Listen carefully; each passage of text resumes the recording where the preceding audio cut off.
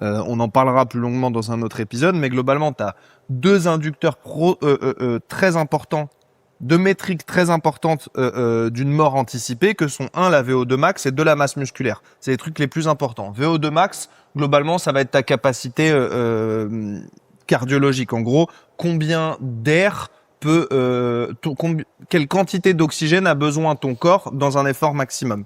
Tu as ton Apple Watch qui va te le donner, ta VO2 max. Et ça, globalement, on t'explique que si tu es dans le dernier quartile de VO2 max, c'est-à-dire dans les pires 25% de ta décennie, si ta VO2 max est dans les pires 25% des gens qui partagent la même décennie que toi, et ben globalement, tu as 4 fois plus de chances de mourir que quelqu'un qui est dans le premier quartile.